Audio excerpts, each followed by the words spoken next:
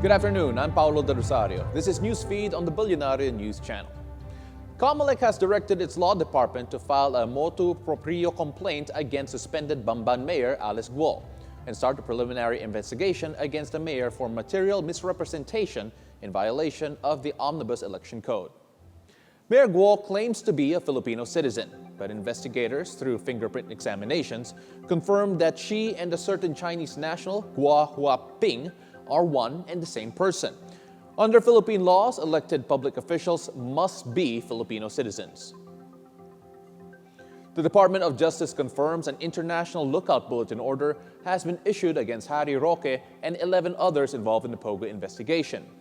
Also in the lookout order list is Cassandra Lee Ong, the authorized representative of the POGO hub in Porac, which is being investigated. DOJ spokesperson Miko Clavano clarifies that the lookout order is not intended to restrict the rights to travel of the individuals in the list, but to safeguard the integrity of the investigation. In times like this, when there's an ongoing investigation, at sa tingin po ng mga otoridad na may flight risk po sila, we usually issue a lookout bulletin order for them. Not because we want to restrict their travel, but just so the authorities know, no, na lumabas sila ng bansa or pumasok sila bansa. A Senate hearing uncovers fake birth certificates from Davao del Sur issued to foreign nationals. The National Bureau of Investigation is looking into the fiasco and expects to file a case in 2 weeks. Agatha Gregorio reports. Officials of the Foreign Affairs Department, the Philippine Statistics Authority, and the Philippine National Police still think government documents are reliable despite concerns over the proliferation of spurious birth certificates and passports. From a scale to 1 to 10, how would you characterize our identification documents? So, halimbawa, DFA, passport natin. I think it's a 9.5. PSA, ang national ID, kamusta? I would say it's 9, Your Honor. Birth certificate, Your Honor, the process of registration happens at the local civil registrar. So in terms of policies on how the registration should be done, I think we are a 9 on that.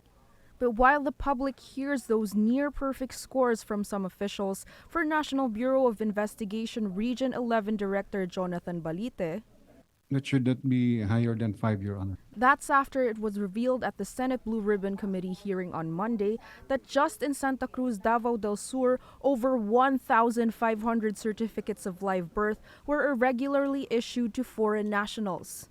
Sa 1,501, we noticed na 54 nito, wala pong Filipino parents ang na-indicate dun sa birth certificates.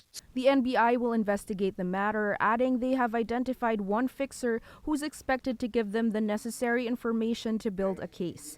They hope to file that in 2 weeks. The controversy over birth certificates sprung after Bamban Mayor Alice Guo figured in a POGO scandal in Tarlac that eventually exposed alleged irregularities in her nationality. Guo claims being Filipino and Philippine-born, but her birth records are now being questioned. At the hearing, lawmakers discovered 2 of her siblings may also have falsified records. Senator Win Gatchalian says the birth certificates of the 2 were filed via late registration using baptismal certificates that were later revealed to be fake. We found out na itong dalawang taong to, si Simen Lialgo and Wesley Lialgo, meron silang baptismal certificate coming from a church in Caloocan called Parokya ng San Roque. Surprisingly, they certified, nag-issue sila ng negative certification, no, na walang ganun na baptismal record, no, in their parish. I would encourage Caloocan to allow PSA to do their investigation because para makita natin yung katotohanan at saan yung defect. Gatchalian says due to this issue on fraudulent government documents, some embassies are now requiring DNA tests among children. Even yung mga embassies here, foreign embassies here, they're very careful kasi para lumalabas human trafficking yan, no? So they're very careful at nawala na rin yung tiwala nila sa ating birth certificate, no, system natin. So importante na talagang makahanap tayo ng solusyon dahil nakakaya para sa atin na may ganito ng mga moves ang ginagawa ng mga embassies.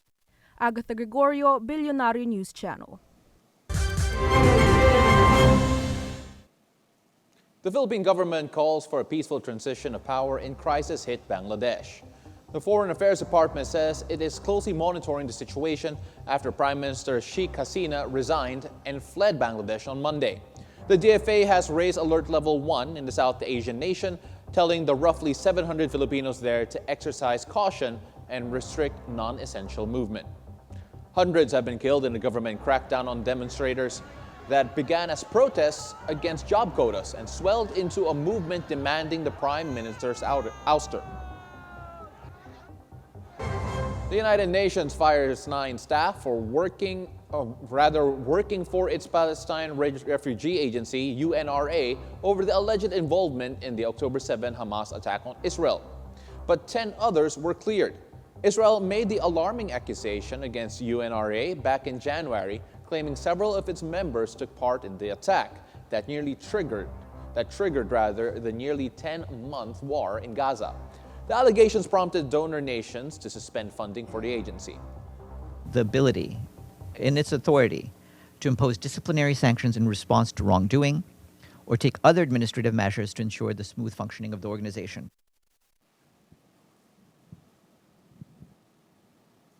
U.S. President Joe Biden convenes his national security team as tensions flare in the Middle East. The White House says security officials briefed Biden and Vice President Kamala Harris in a closed-door meeting about developments in the region. Nearly 40,000 Palestinians have been killed in the war between Israel and Hamas. The conflict escalated further after Hamas leader Ismail Haniyeh was assassinated in Iran's capital, Tehran. The Pentagon said last week additional military assets will be deployed to the Middle East in response to a possible retaliation from Iran and its allies.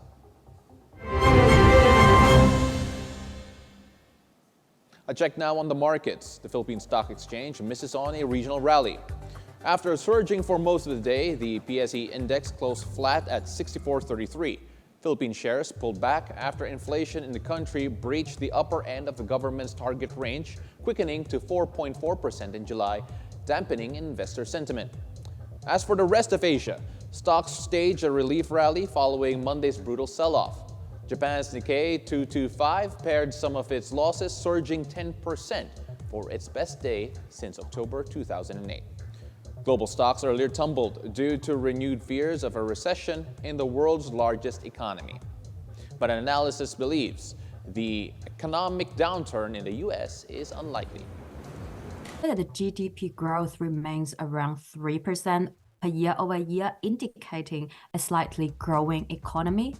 And second, I would like to point out that in terms of the labor market, so even though there is a recent rise in unemployment data, but the other labor market indicators are still showing a certain degree of strength. And then in terms of the Fed is expected to potentially cut interest rate. If they do so, that means it will help stimulate the economy and it will avoid a recession. So that is why, in my opinion, I don't think recession is on the card. And those are the news this hour. I'm Paolo del Rosario. Stay tuned to Bilyonaryo News Channel for more top-of-the-hour news. Catch us on Free TV, Channel 31, and also on our website, bnc.ph. Bilyonaryo News Channel, always on top. Good afternoon.